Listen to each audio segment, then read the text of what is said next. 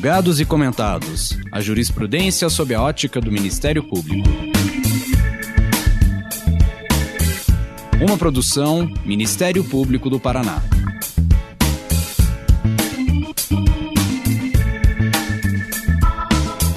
Olá, todas e todos. Estamos começando mais um episódio dos Julgados e Comentados. Eu sou Sâmia Bonavides e hoje vou abordar com vocês a evolução do Ministério Público desde quando era apenas fiscal da lei até se tornar um elaborador de políticas públicas. E o quanto isso pode estar representado numa análise empírica a respeito da instituição. Para tanto, contamos com a participação do Rafael Viegas, pesquisador em Administração Pública e Governo da Fundação Getúlio Vargas, em São Paulo. Neste episódio, vamos conversar sobre como são desempenhadas as funções do Ministério Público no campo das políticas públicas. O nosso convidado se dedicou a fazer estudos no seu doutorado sobre a atuação dos e das agentes ministeriais.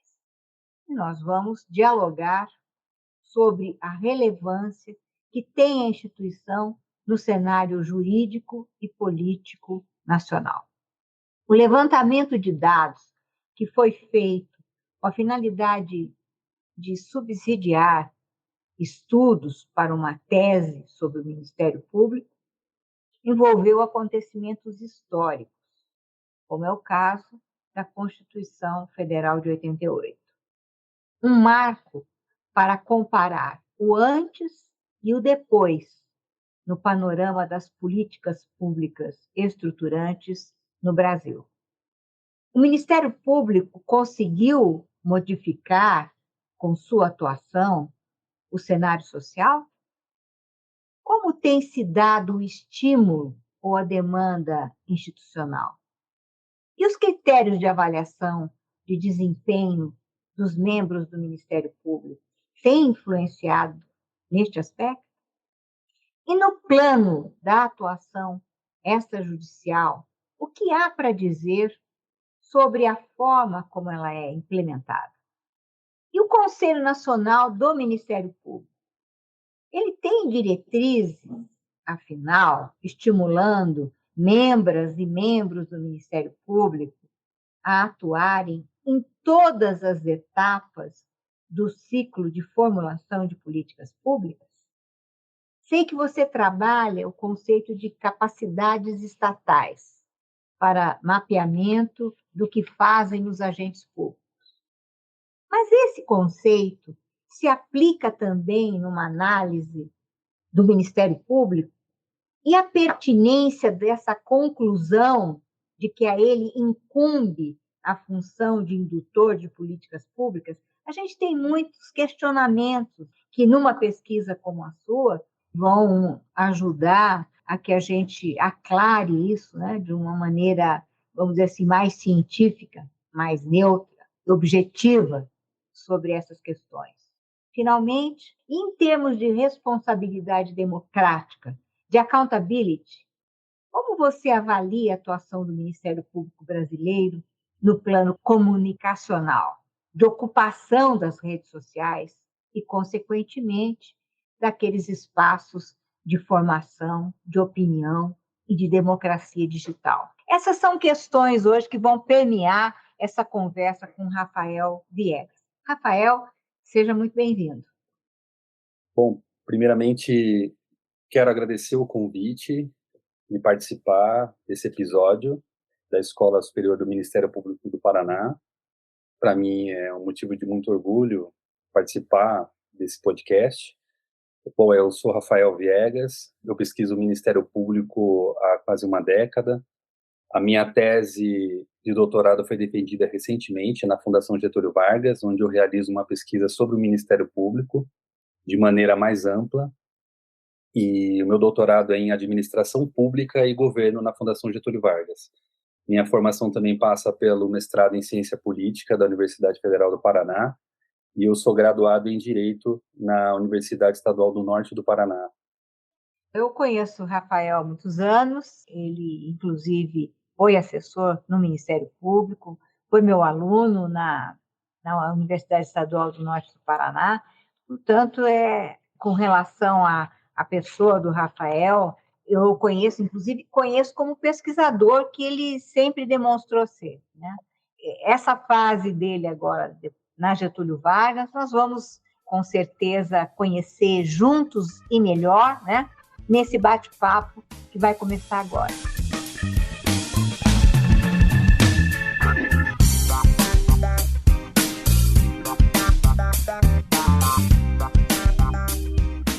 Começando com essa a respeito do mapeamento normativo institucional do Ministério Público. Como este mapeamento denota a maior ou menor intervenção desta instituição como indutora das políticas públicas? Bom, é importante começar a responder uma pergunta dessa, lembrando de mudanças institucionais que começaram ainda no processo de redemocratização do Brasil. Então, não é possível pensar o Ministério Público hoje sem lembrar dessas mudanças que foram importantes para o desenho da instituição, que tiveram início ainda nos anos 80.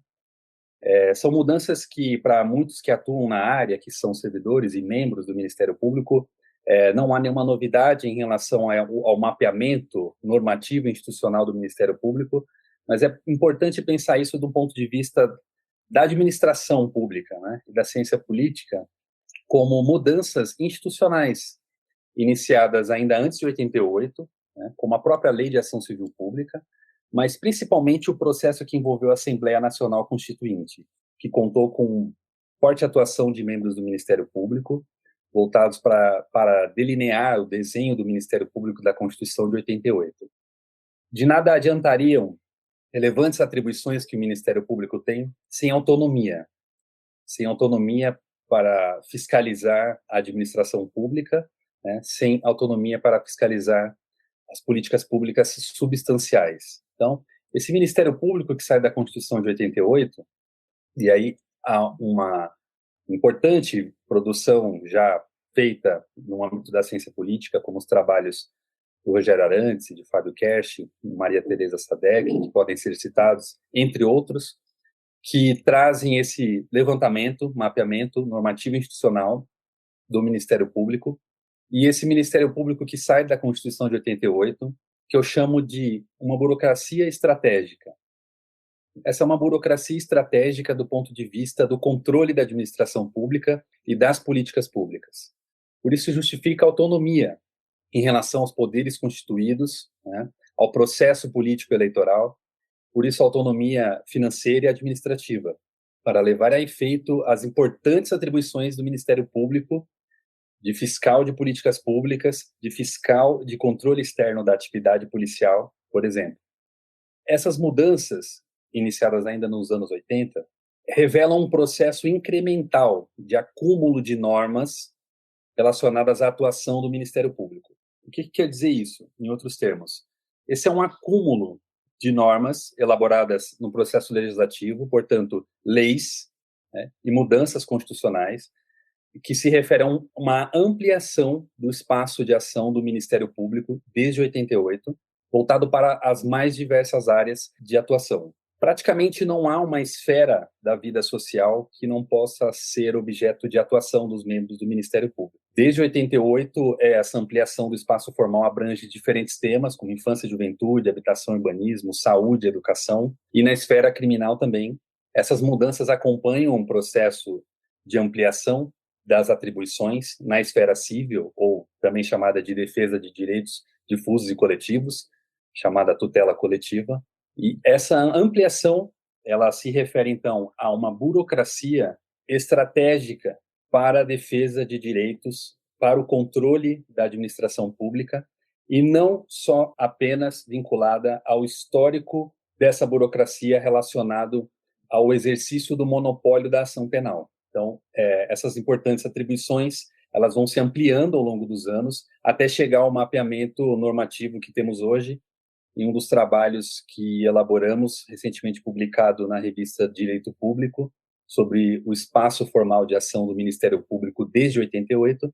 Isso fica claro, esse mapeamento feito com base na literatura jurídica e também das aprovações no Congresso Nacional, ratificadas pelo Executivo.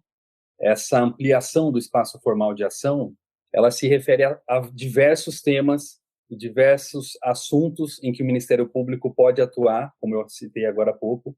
Esse acúmulo de regras, que na literatura de ciência política a gente vai chamar de incremental, ele quer dizer que as regras elas não são revogadas, elas vão ampliando ao lado das regras anteriores e dificilmente revogam regras anteriores, leis anteriores. Então, esse é um processo incremental de ampliação do espaço formal, que diz muito, então, a respeito da própria credibilidade do Ministério Público, né, nesse processo, e também da atuação dos seus membros nesse processo de elaboração. Conhecido processo de atuação do Ministério Público, presente no Congresso Nacional, acompanhando os discursos, acompanhando as reuniões, acompanhando os debates legislativos sobre o espaço formal de ação que se refere às suas atribuições. Então, é preciso entender esse Ministério Público que sai da Constituinte como fruto de uma discussão num processo de redemocratização do país, que preserva, né, o exercício do monopólio da ação penal, mas que tem uma ampliação significativa das suas atribuições, que foi pensado nesse processo de redemocratização, e esse é um processo que até hoje continua de maneira incremental e que se verifica, inclusive, nas próprias resoluções do CNMP. Muito esclarecedor e vamos dizer assim, a gente acompanhou, muitos de nós, né, que estamos no Ministério Público, nós acompanhamos isso ao vivo, né? Mas muitos dos seus integrantes também já ingressaram conhecendo o Ministério Público que está aí posto, né? Não acompanhou essa evolução. Mas, sim, acho muito importante, acho significativo, né? Que, vamos dizer, isso esteja estampado, né? E que isso possa ser constatado, né, historicamente e documentalmente, né, até sob o ponto de vista das discussões legislativas e até da própria Constituinte.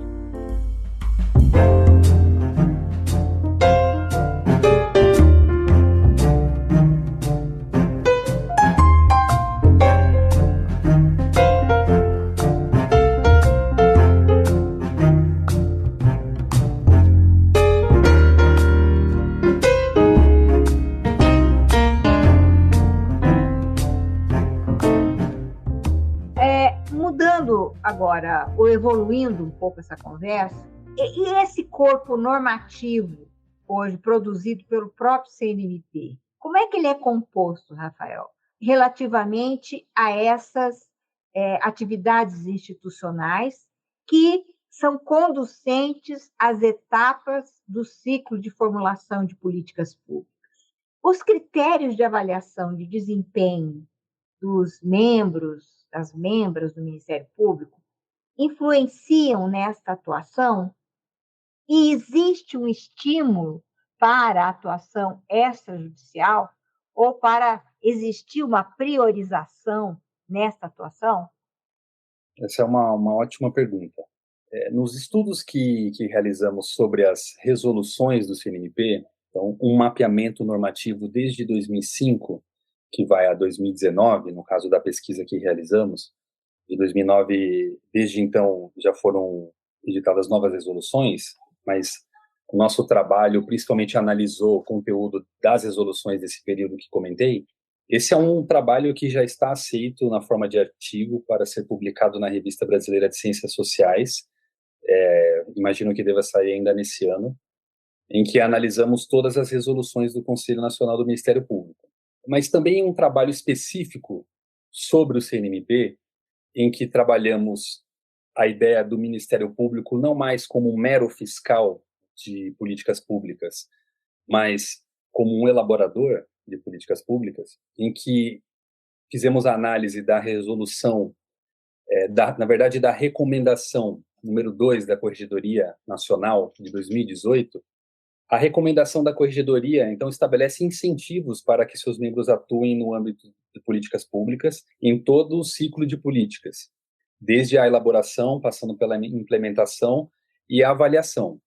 A questão é que os membros do Ministério Público precisam estar cada vez mais, então, capacitados para atuar em todo esse ciclo.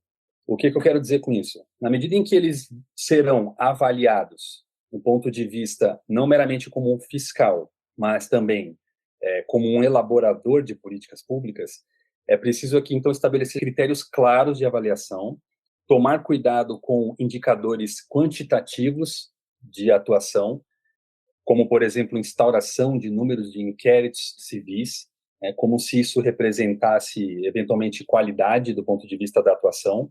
Então, é preciso estar mais atento, esse seria um ponto crítico dessa recomendação, para que trouxesse mais critérios qualitativos de avaliação dos membros, para que fosse possível, né, de alguma maneira, avaliar o seu desempenho na atuação extrajudicial. É muito difícil mensurar desempenho na administração, né? Isso de modo geral, não só relacionado ao Ministério Público. Por isso eu chamo a atenção desse ponto. Então, o que eu quero dizer com isso? O produtivismo, ou seja, a instauração de mais inquéritos, né, a expedição de mais recomendações administrativas, não necessariamente representa uma maior ou menor qualidade do serviço. Isso tem que ser avaliado de um ponto de vista também qualitativo. Esse é um problema real, né? E existe a necessidade de que o Ministério Público, então, a partir do ponto de vista até dessa normativa do CNMP, atue baseado em evidências. Isso é fundamental para a administração pública, não só o Ministério Público, atuar com base em evidências. Estamos falando, então, de recursos públicos e recursos públicos cada vez mais escassos. Isso representa para o Ministério Público uma grande responsabilidade do ponto de vista da agenda que ele estabelece. Então, quando eu falo em agenda, o que eu quero chamar a atenção e tem a ver com a pergunta anterior. O Ministério Público tem relevantes atribuições. Isso está na Constituição e em diferentes estatutos normativos. Em nenhum desses estatutos e nem na Constituição está dito que há a prioridade para que o Ministério Público atue em mais uma área do que em outra. Ou seja, que ele elenque mais uma área de atuação e priorize os seus recursos mais em relação a uma área do que em outra. O que eu quero dizer com isso? De outro ponto de vista, considerando que o Ministério Público tem autonomia para a autonomia administrativa e financeira e que seus membros eles têm a prerrogativa de independência funcional e todas essas garantias e prerrogativas estão relacionadas ao desenho do Ministério Público para que atue com autonomia em relação aos poderes constituídos, inclusive em relação aos seus membros. É importante pensar isso do ponto de vista de uma atuação do Ministério Público mais ampla, da administração do Ministério Público. Como que essa administração prioriza a atuação em determinados temas e não em outros. Então, não há, normativamente falando, temas mais importantes do que outros. O Ministério Público, como fiscal de políticas públicas substanciais, está legitimado para atuar em todas essas áreas que eu mencionei, que são amplamente conhecidas, né? Saúde, educação, meio ambiente, mas não está estabelecido na legislação que o Ministério Público priorize uma área em detrimento de outras. Esse é um ponto importante, porque cada vez mais observamos que, do ponto de vista do mapeamento da atuação do Ministério Público com base nos relatórios do CNMP de atuação, esse mapeamento envolve todos os relatórios do CNMP publicados até hoje, constatamos que o Ministério Público ele tem priorizado mais certas áreas do que outras. Por exemplo, em relação ao combate à corrupção. Não que esse seja um tema irrelevante, não que esse não seja um dos temas importantes de atuação do Ministério Público. Mas eu só quero chamar a atenção que esse é um dos temas de atribuição do Ministério Público e que os outros temas são igualmente relevantes. Então, é necessário que o Ministério Público atue baseado em evidências em relação a todos esses temas em relação às necessidades da sociedade como um todo, principalmente em temas sensíveis para a população, como no caso de saúde, educação e meio ambiente.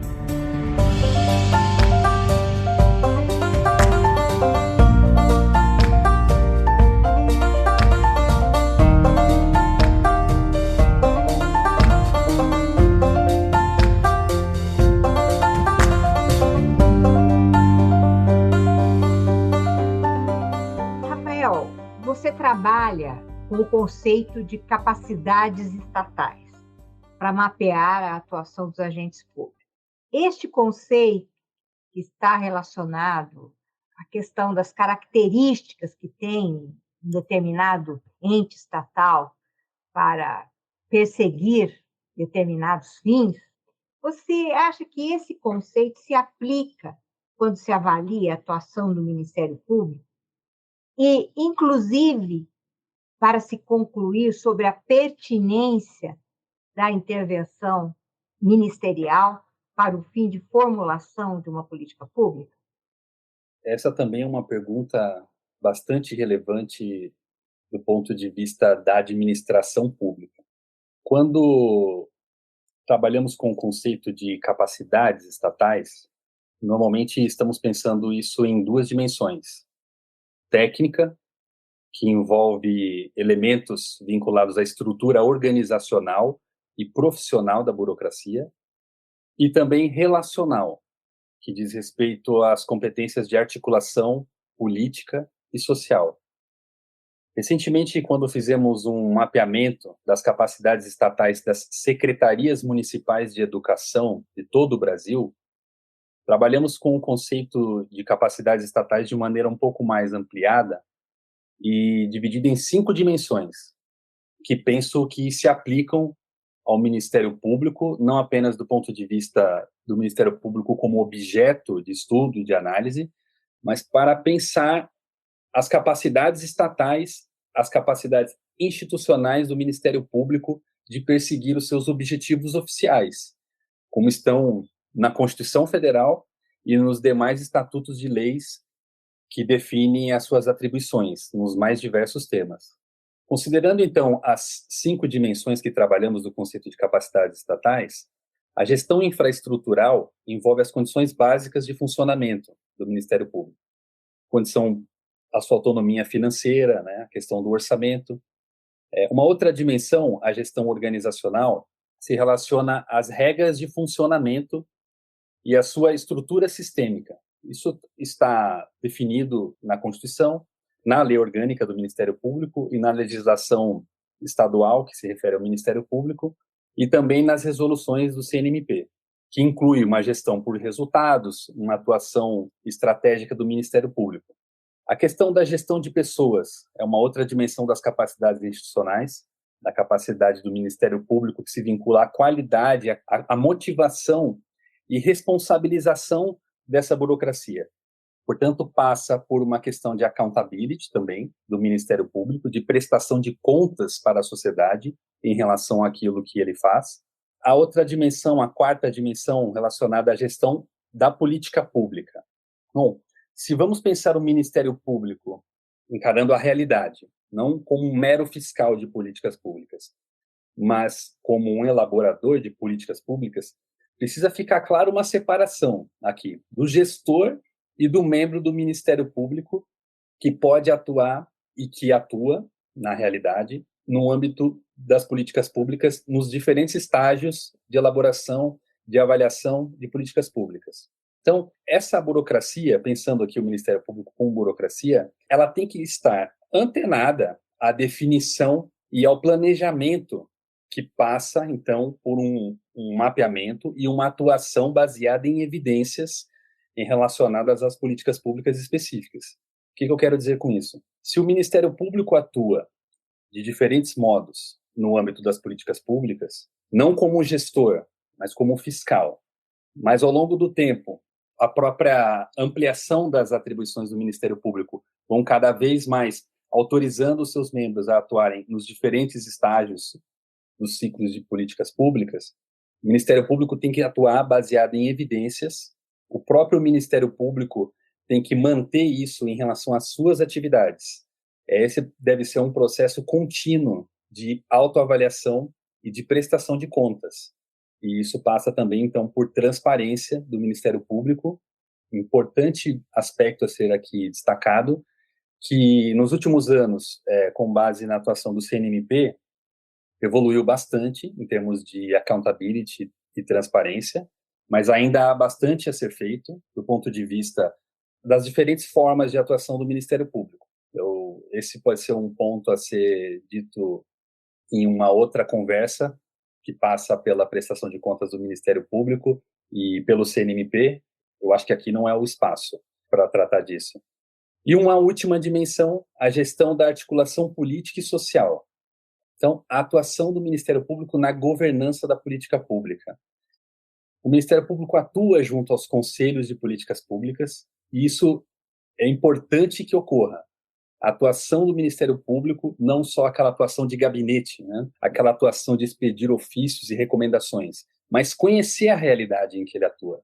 Participar junto à comunidade, estar diante dos problemas e desafios da administração pública, de um modo geral, e dos desafios que enfrentam os gestores públicos alocados no Executivo, até para que o Ministério Público possa dimensionar melhor a sua forma de atuação. Evitar judicializações, né, desnecessárias, evitar a elaboração de termos de ajustamento de conduta que, de certa maneira, entre aspas, amarrem a administração, né, inviabilizem a administração do ponto de vista da atuação do Executivo. Então, um Ministério Público que conhece a realidade em que ele atua, baseado em evidências, atento à dinâmica política e social, atento à realidade e às dificuldades locais. Tudo isso deve ser cada vez mais objeto de capacitação dentro do próprio Ministério Público. Todas essas dimensões que eu comentei aqui, das capacidades estatais, devem ser alvo de constante avaliação do próprio Ministério Público em relação às suas atribuições constitucionais. Se o Ministério Público, né, está cada vez maior e mais importante para a sociedade, então ele tem que também estar cada vez mais preparado para atuar. Isso passa pela capacitação dos seus membros e pela capacitação dos seus servidores, que atuam com diferentes conhecimentos, que não necessariamente aqueles conhecimentos da origem da formação dos seus membros, estritamente jurídica muitas vezes. Então, essa ampliação da própria formação inclui, penso eu, repensar de alguma maneira o próprio recrutamento de servidores e dos membros, abordando de uma maneira um pouco mais ampla o tema de políticas públicas, não só restrito ao tratamento jurídico do tema, ao tratamento jurisprudencial do tema, já que o Ministério Público atua como um elaborador de políticas públicas, ele precisa pensar como o gestor pensa. Ele precisa entender as dificuldades do gestor, ele precisa saber como o gestor trabalha. E o promotor de justiça, que sai de uma graduação em direito, ele não está preparado para isso. O concurso público, ele por si só não avalia esse tipo de conhecimento. A formação, então, dos membros é fundamental. O curso de formação deve priorizar esse tipo de conhecimento que os membros não dominam na sua formação. Isso inclui também os servidores, para que estejam cada vez mais capacitados para atuar em políticas públicas baseadas em evidências.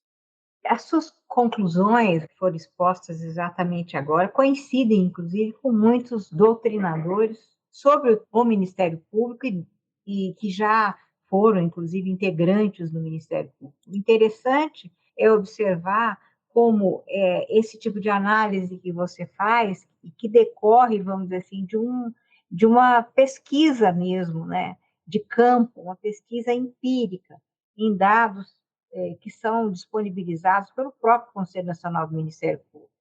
E essa questão que você fala em relação à elaboração e o acompanhamento em todas as etapas, remete também à necessidade de uma atuação do Ministério Público, isso é bastante interessante, que é estrutural, né? E que pode ser feita, assim, pela via judicial, embora hoje nós já temos aqui no Brasil, né, doutrinadores que falam, né, das ações estruturais no campo do Poder Judiciário.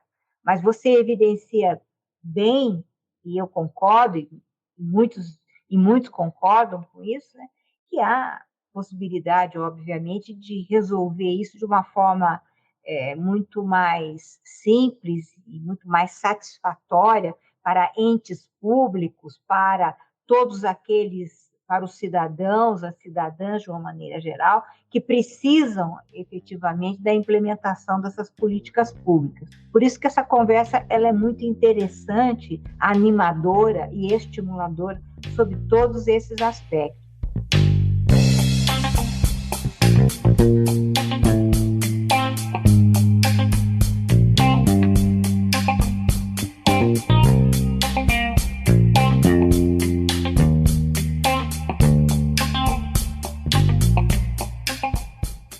E agora, a gente conversando e falando sobre responsabilidade democrática, sobre accountability, há quantas andas, na sua opinião, o Ministério Público brasileiro no plano da comunicação e da ocupação das redes sociais? Essas que são espaço de formação de opinião e se inserem no conceito de democracia digital. O quanto isso deve ser objeto de preocupação, tanto para o bem quanto para o mal, Rafael? Bom, esse é um tema bastante atual, é um tema muito relevante, que passa não só pela noção de democracia digital, como de formação da própria opinião pública. Em um trabalho recente nosso publicado na Revista de Administração Pública, que envolve também os tribunais de contas brasileiros, fizemos um estudo em relação a todos os tribunais de contas e ministérios públicos, da atuação desses órgãos de controle nas redes sociais, e principalmente fazendo uma análise do conteúdo do Twitter do Tribunal de Contas da União e do Ministério Público Federal. Verificamos que a atuação do Ministério Público nas redes sociais ela é intensa, e do ponto de vista do controle, fica evidente que o Ministério Público revela bastante acerca do controle que ele realiza em relação aos outros órgãos da administração. Alguns problemas que constatamos, no caso do Ministério Público Federal, dizem respeito à dificuldade da própria linguagem que é trazida para as redes sociais, nos seus portais, nas suas contas das redes sociais, uma linguagem bastante jurídica. Isso ocorre também no caso do Tribunal de Contas, um contabilês, e no caso do Ministério Público, um juridiquês, que dificulta a comunicação com a sociedade, dificulta, inclusive, o acesso dessa população ao que realmente está fazendo o Ministério Público. Então, se esse vai ser um canal, e é um importante canal de transparência, de prestação de contas do Ministério Público, então esse canal precisa se voltar para toda a sociedade. Ele precisa se voltar para a maior amplitude possível dos temas, não apenas relacionado a um dos temas. No caso do Ministério Público Federal, ficou evidente que nos últimos anos, desde a abertura da sua conta no Twitter, um tema que foi priorizado foi o combate à corrupção. Pouco aparece em relação às outras áreas de atribuição igualmente relevantes do Ministério Público Federal.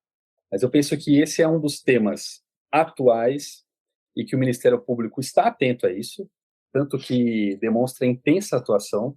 No caso do Ministério Público Federal, isso é significativa, a atuação do Ministério Público Federal no Twitter, por exemplo. Mas como que isso pode ser pensado de uma maneira propositiva? Então, penso que o Ministério Público pode melhorar a sua comunicação nas redes sociais do ponto de vista do tipo de informação que ele leva ao conhecimento do público, inclusive relacionado às suas próprias atividades, a prestação de contas em relação às suas próprias contas, por assim dizer, trazendo mais transparência, trazendo acesso à população que tem dificuldade, né, de manejar o portal da transparência. Isso pode ser feito de diferentes formas, né, inclusive utilizando as redes sociais para fazer com que a maior parte da sociedade entenda como funciona o Ministério Público. O Ministério Público é muito mais do que uma burocracia voltada para o combate à corrupção. Essa é uma das suas atribuições, das suas relevantes atribuições. Então, o Ministério Público, ele, a partir do momento que ele utiliza as redes sociais como um critério, inclusive, de credibilidade, e é isso que nós identificamos, ele precisa conversar melhor com a sociedade. Ele precisa prestar contas, inclusive, do que ele faz. Então, para o bem ou para o mal, a atuação do Ministério Público nas redes sociais, ela ainda tem pouca, do ponto de vista da regulamentação disso pelo CNMP, ainda há uma regulamentação que permite a atuação dos seus membros no debate político, não necessariamente, aqui eu estou dizendo, em relação à legislação eleitoral que veda, isso é claro, mas eu quero chamar a atenção para a atuação política dos seus membros nas redes sociais, a necessidade de repensar esse tipo de normatização, evitando que, eventualmente, seja associada à instituição a eventuais pretensões políticas de carreira que não se definam estritamente pelos estatutos jurídicos. Então, é importante que isso seja repensado para que a instituição ela não seja confundida com pretensões pessoais políticas. Então, eu penso que esse é um tema bastante importante que precisa ser pensado junto à sociedade. O Ministério Público ele não atua num vácuo político e social. Então, ele está antenado às transformações, à tecnologia, à comunicação via redes sociais, isso é evidente, só que precisa também ser pensado do ponto de vista da prestação de contas do Ministério Público, que ainda é problemática nesse tema. Se alguém tiver interesse em relação a esse assunto, o nosso artigo está publicado, repito, na Revista de Administração Pública e trata especificamente desse tema.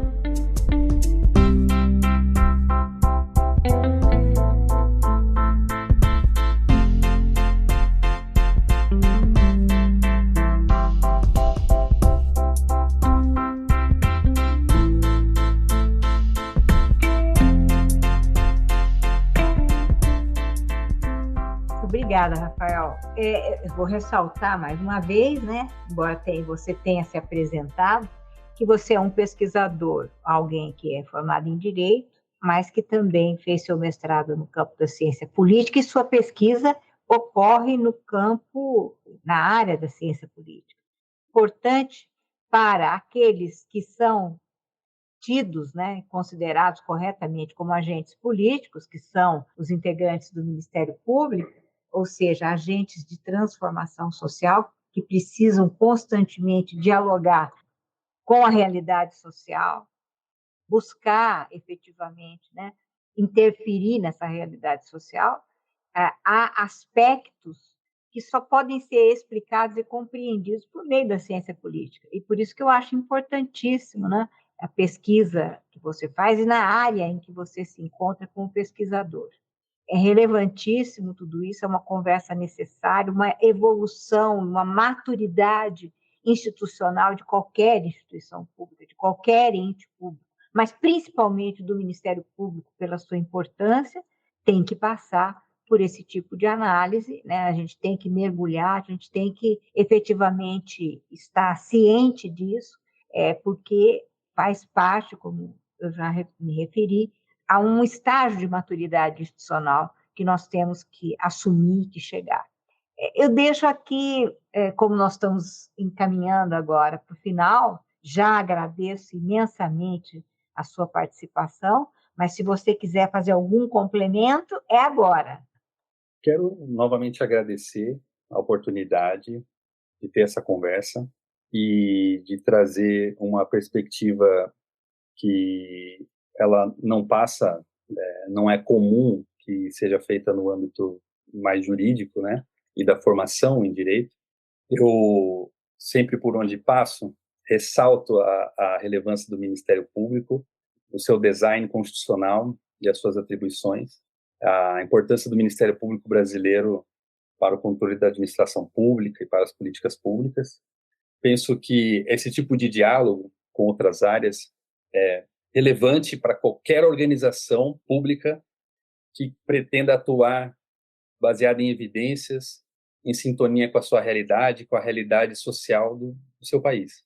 Então, são esses os comentários finais e ressalto novamente o agradecimento por essa conversa que foi muito boa para mim também.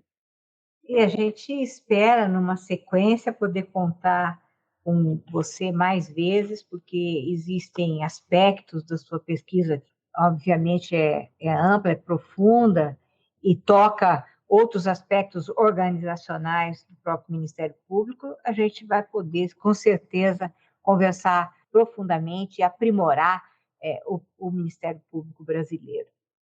Não se esqueça, você que está nos acompanhando até agora, de curtir ou se inscrever em nossas redes sociais e assinar nosso podcast no aplicativo de sua preferência. Você também pode participar da elaboração dos julgados e comentados e, para sugerir um tema, encaminhar dúvidas ou comentários, envie para a gente no e-mail julgadoseComentados@mppr.mp.br ou pelas nossas redes sociais. Muito obrigada e até a próxima.